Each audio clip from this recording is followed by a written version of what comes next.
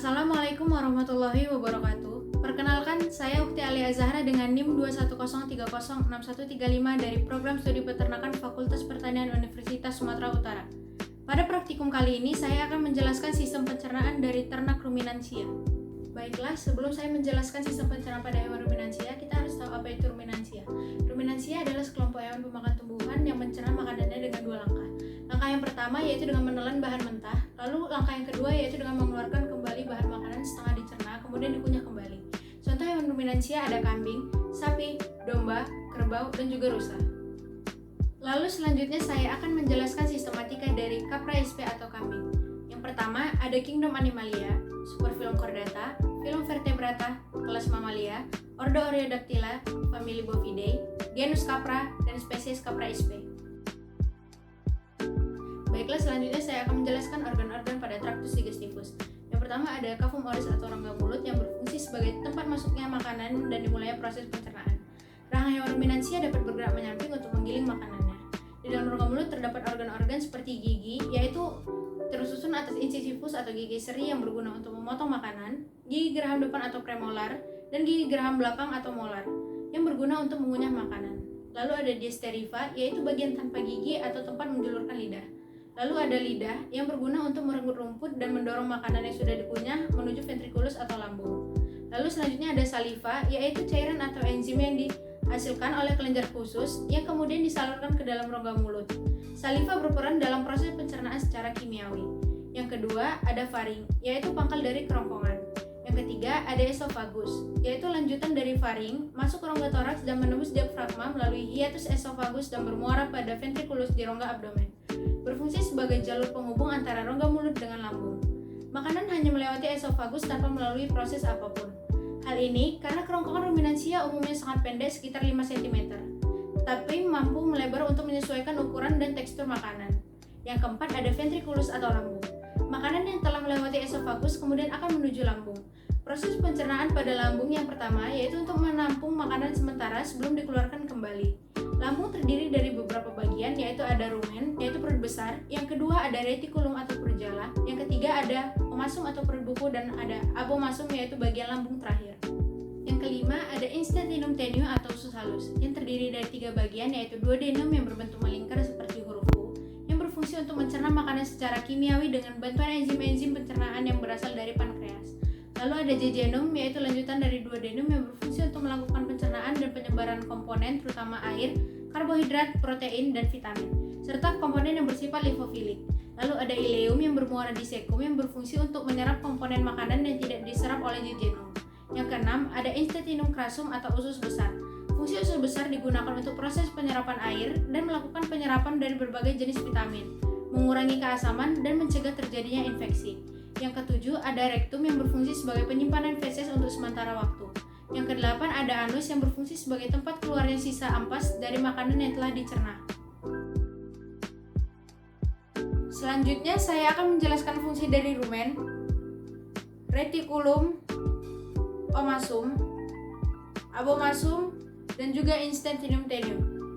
Yaitu yang pertama ada rumen, yaitu merupakan lambung terbesar pada hewan ruminansia yang berfungsi sebagai tempat penyimpanan makanan sementara yang sudah ditelan. Biasanya rumen berbentuk seperti handuk. Lalu ada retikulum yang berfungsi sebagai tempat penambahan enzim-enzim sehingga makanan diubah menjadi gumpalan-gumpalan kasar atau biasa disebut dengan bolus. Retikulum ini biasa berbentuk seperti jala. Kemudian ada omasum yang berfungsi untuk membantu makanan secara kimiawi dengan bantuan enzim serta berfungsi untuk penyerapan air, asam lemak tertentu, dan natrium yang terkandung pada hijauan pakan ternak.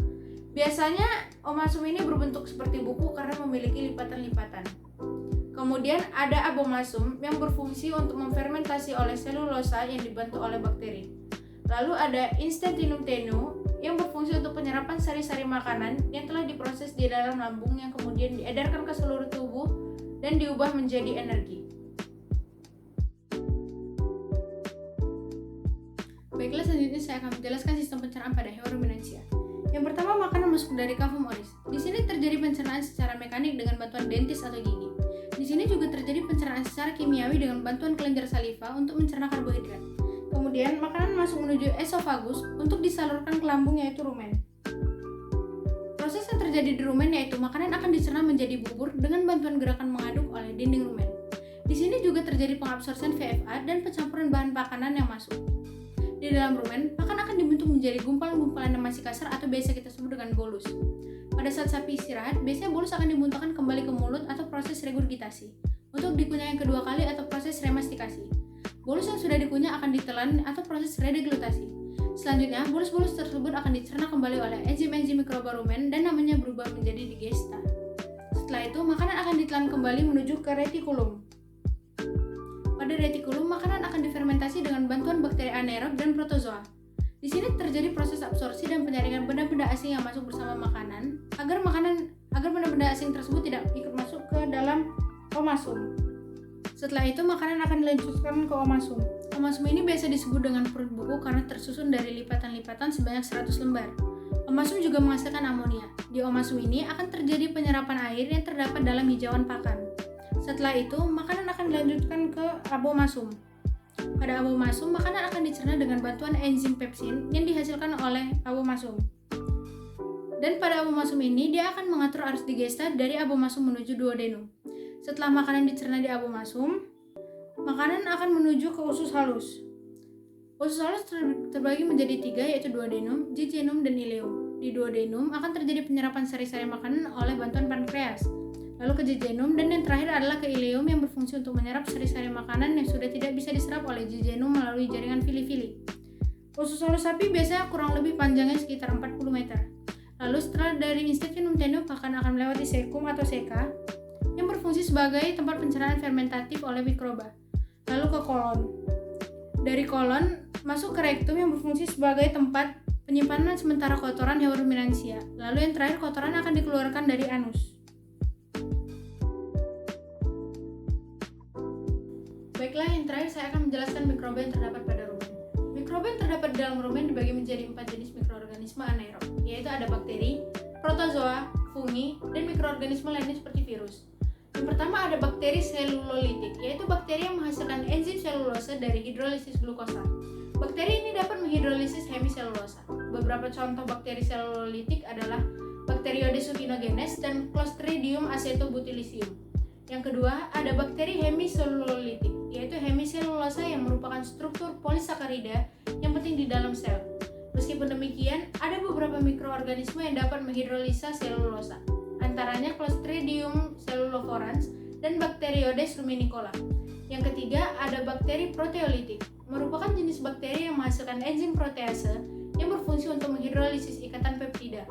Beberapa contoh bakteri proteolitik antara lain adalah Bacteroides amylophilus, Clostridium sporogenes, dan Bacillus lysiniformis.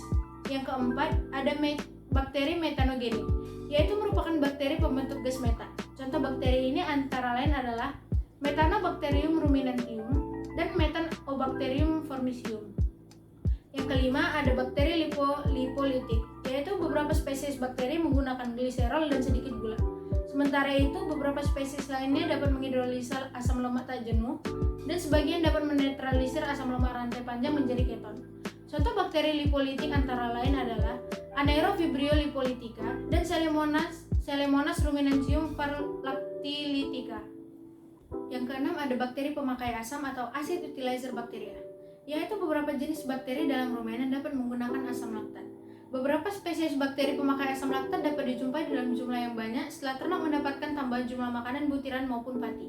Bakteri tersebut adalah Propionibacterium dan Selemonas lactilitica. Yang ketujuh, ada bakteri pemakai gula atau sugar utilizer bacteria. Hampir semua bakteri pemakai polisakarida dapat memfermentasikan disakarida dan monosakarida, yang mana sebenarnya gula akan lebih efisien apabila dapat dicerna dan diserap langsung di usus halus. Yang kedelapan, ada bakteri ureolitik. Beberapa jenis bakteri ureolitik menempel pada epitelium dan menghidrolisa urea yang masuk ke dalam rumen melalui difusi dari pembuluh darah yang terdapat pada dinding rumen. Salah satu contoh bakteri ureolitik ini misalnya adalah Streptococcus sp. Yang kesembilan, ada protozoa. Sebagian besar protozoa yang terdapat di dalam rumen adalah Ciliata, meskipun flagellata juga banyak dijumpai. Ciliata ini merupakan non-patogen dan anaerobik mikroorganisme. Ciliata ini dapat dibedakan menjadi 3 ordo, yaitu ordo Prostomatida, ordo Trichostomatida, dan ordo Entodiniomorphida. Yang ke-10 ada fungi atau jamur. Fungi atau jamur anaerob sangat berperan penting dalam komunitas mikroba rumen. Fungi atau jamur akan memecah bahan makanan yang sulit dicerna oleh mikroba rumen. Selain itu, jamur sangat berperan dalam degradasi serat yang terkandung dalam pakan. Salah satu contoh fungi dalam rumen antara lain adalah jamur Phycomycotes. Sekian materi yang dapat saya sampaikan, semoga bermanfaat. Wassalamualaikum warahmatullahi wabarakatuh.